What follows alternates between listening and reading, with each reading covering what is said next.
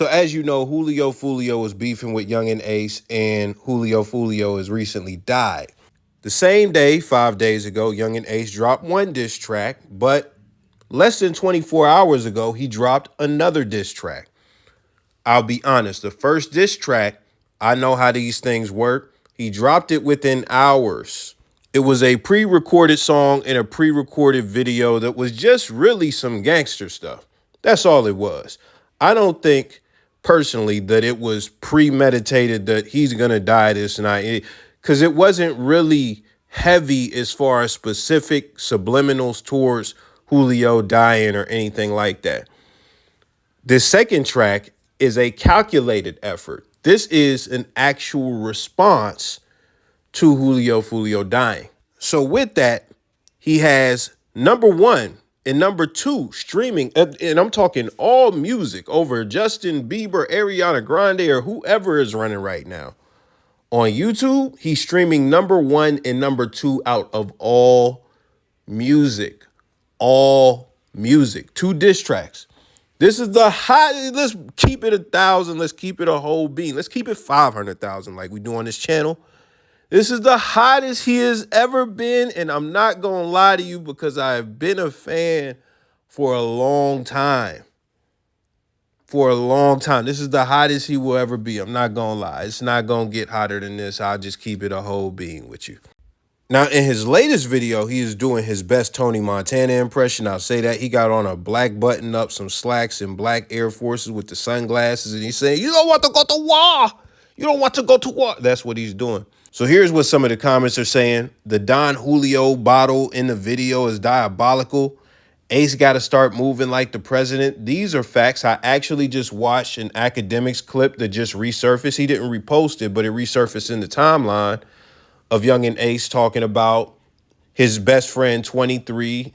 You know, I'm pretty sure his brother and someone else in the car getting killed, you know, which was around the top of all this beef and things like that, because Foolio used to diss 23 all the time. So I'm sure that being that he got shot something like 8 times in that incident and he's seen 3 of his friends die, or 3 of his people die, he's probably been very on point ever since. Another comment says, the Fed streaming this so heavily. Both music being trending number 1 and number 2 is just crazy. Now here are another set of comments. I'm going to read only 2 of these comments. The first one says, "You don't know the hurt or pain until you care more about the satisfaction of getting back rather than what happens to you." The next comment reads, "It's crazy how that 4-to-3 ratio came back.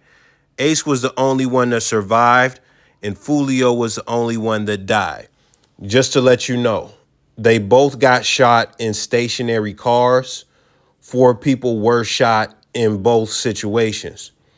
That's the relevance to the 4-3 ratio. And it's kind of crazy because I seen a skit recently about somebody saying, "I'm getting out of this car because," and they were at a gas station. They was like, "Yeah, y'all got blowers on y'all and stuff like that, but I don't know who y'all into it with. And if something happened, I just don't want to be in the car." He's like a comedian. He is joking, but that's real stuff when you being real social and messing with a lot of hood dudes and things of that nature.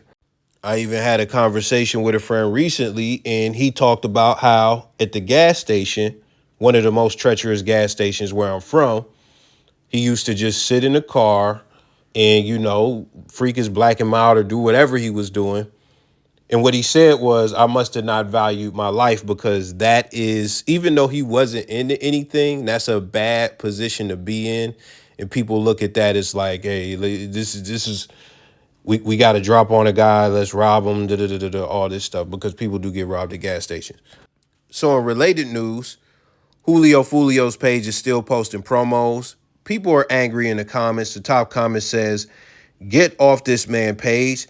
This how you know he was the breadwinner and everyone else was eating.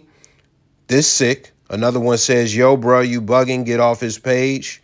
And the one that I think is rational, it says, "Probably an advertisement they already paid for and got to do the ad." Because this is the thing about it.